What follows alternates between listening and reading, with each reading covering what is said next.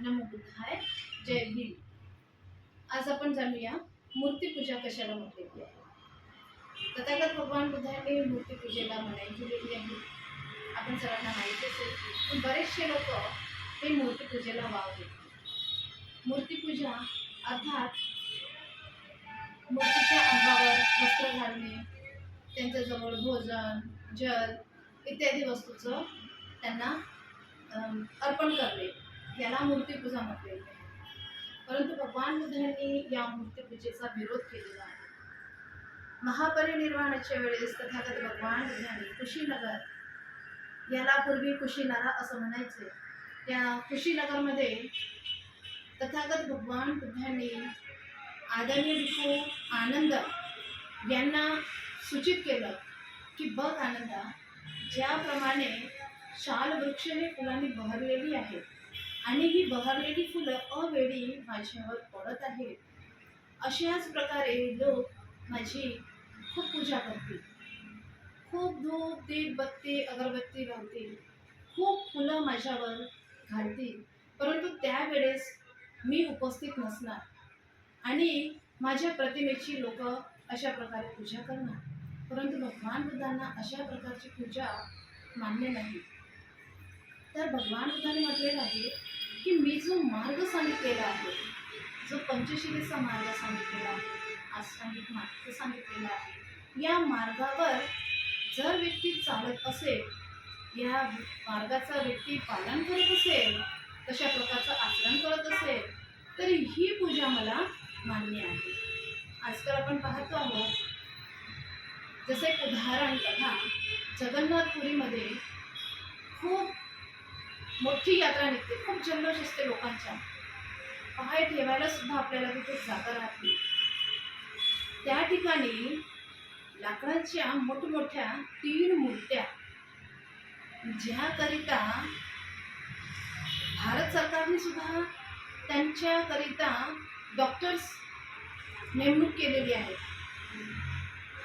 त्या देवांना थंडी लागतो, त्या देवांना ऊन लागतो, तहान लागतो, पाणी, जल, वस्त्र लोक त्यांना अर्पण करतात. बघा ना, हिवाळा चालू झाला की त्या देवांकरिता स्वेटर विणण्यात जातो. आहे ना आश्चर्याची गोष्ट. खरंच असं होऊ शकतं का की लाकडाच्या देवाला थंडी लागत असेल म्हणून? अशी म्हण आहे ना, लाकडाचा देव त्याला आगीचा भेव, मातीचा देव त्याला पाण्याचा भेव, दगडाचा देव त्याला वढराचा भेव.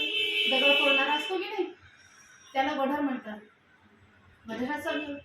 आणि सोनं, चांदी, पित्तळ किंवा कुठल्याही धातूचा देव असेल तर त्याला चोराचा भेव. अरे, जो देव स्वतःचं रक्षण करू शकत नाही, तर तुम्हाला आमचं काय रक्षण करणार आहे? म्हणून ही गोष्ट आपण लक्षात ठेवली पाहिजे.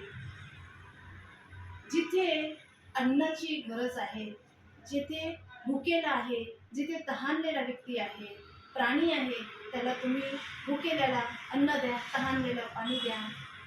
ज्याला वस्त्राची आवश्यकता आहे त्याला वस्त्र द्या. ज्याला शिक्षणाची आवश्यकता आहे आणि त्याला शिक्षण मिळत नसेल तर त्यांना वह्या पुस्तका शिक्षणासाठी मदत करा. ज्यांना काही औषध उपचाराची आवश्यकता असेल त्यांना औषध उपचार द्या. हाच खरा धम्म आहे. जिथे सेवेची आवश्यकता असेल तिथे सेवा द्या. आता भगवान बुद्धांनी हाच धम्म आपल्याला सांगितलेला आहे. मूर्तीमध्ये देव बघू नका, देव माणसामध्ये. जो देणारा आहे त्यालाच खरं देव म्हटलेला आहे. आणि आपण सर्वांनी या गोष्टीवर लक्ष दिलं पाहिजे, याला जाणलं पाहिजे आणि त्या प्रकारे आपण आचरण केलं पाहिजे, तरच तो खरा धर्मवान व्यक्ती. हीच तथागत भगवान बुद्धांची पुन्हा आम्हाला सांगणं आहे. माणसाला माणसासारखं जपा, त्यांना समजून घ्या.